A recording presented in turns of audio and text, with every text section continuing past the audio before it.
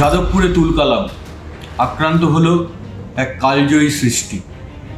সৃষ্টিকর্তা নন্দলাল বসু, যিনি শুধু বাঙালির বা বাংলার গর্ব নন, যিনি সারা দেশের গর্ব, একজন শিল্প সাধক, যার উদ্দেশ্যে রবীন্দ্রনাথ বলেছিলেন, হে সুন্দর খোলো তব নন্দনের দ্বার, মর্তের নয়নে আনো মূর্তি অমরার, অরূপ করুক লীলা রূপের লেখায়, দেখাও চিত্তের নৃত্য রেখায় রেখায়। নন্দলাল বসু, তার উপরে ছিল রবি ঠাকুরের আস্থা, অবন ঠাকুরের ভরসা এবং তার সৃষ্টিতে ছিল মহাত্মা গান্ধীর মুগ্ধতা। এই বাংলার শৈশব একসময় বড় সহজ ছিল, কারণ তখন ছোটোবেলাতেই শৈশবকালেই হাতে পেয়ে যেতাম আমরা সহজ পাঠ। যে সহজ পাঠ হয়তো আরও সহজ হয়ে উঠত নন্দলাল বসুর আঁকায়। নন্দলাল বসুর লিনোকাট ছবি, একের পর এক ছবি দেখে শৈশব ফিক করে হাসত। আবার এই নন্দলাল বসুই গুরুগম্ভীর ভারতীয় সংবিধানকে নান্দনিক রসে ভাসিয়ে দিয়েছেন নানা ছবি এবং নকশায়। নন্দলাল বসু ছিলেন গুরুদেবের অতি প্রিয় শিল্পী, অতি প্রিয় মানুষ। তাই তো নন্দলাল বসুর হাতেই শান্তিনিকেতনের কলা ভবনের দায়িত্ব তুলে দিয়েছিলেন রবীন্দ্রনাথ ঠাকুর।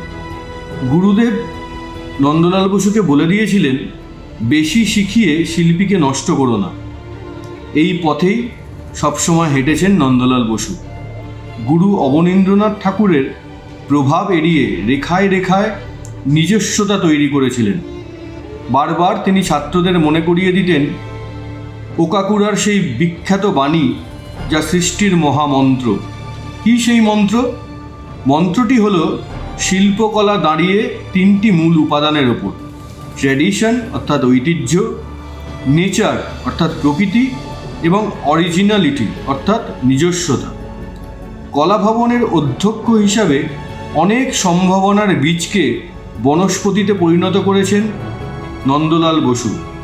অবনীন্দ্রনাথ ঠাকুরের কাছে নাড়া বেঁধেছিলেন নন্দলাল বসু, আর নন্দলালের কাছে নাড়া বাঁধেন বিনোদবিহারী মুখোপাধ্যায়, রামকিঙ্কর বেইজ, সত্যজিৎ রায়, দিনকর কৌশিকরা। এই নন্দলাল বসুর সৃষ্টি, তার কাজ আধুনিক শিল্পকলায় একটা নতুন পথ দেখিয়েছিল। সেই গল্পটা জানতে হলে আমাদের চলে যেতে হবে গুজরাট। গুজরাতের সুরাট, তাপ্তি নদীর ধারে হরিপুরা। 1938 সাল, হরিপুরায় জাতীয় কংগ্রেসের বার্ষিক অধিবেশন। তখন সভাপতি নেতাজি সুভাষচন্দ্র বসু। সেই হরিপুরায় কংগ্রেসের যে অনুষ্ঠান স্থল, সেই জায়গাটা নিজের শিল্প দিয়ে, নিজের সৃষ্টি দিয়ে ভরিয়ে তুলেছিলেন নন্দলাল বসু। একের পর এক পটচিত্র এঁকেছিলেন তিনি। সেগুলোই ছিল দেওয়ালে টাঙানো, যা আজও এক ইতিহাস। ভারতবাসীর জীবন জীবিকা বিষয়কে কেন্দ্র করে এক একটি রঙিন পট, তা দিয়েই হরিপুরা পোস্টার।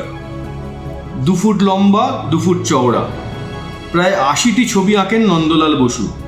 কংগ্রেসের অধিবেশন স্থলে এইসব ছবি টাঙানো হয়।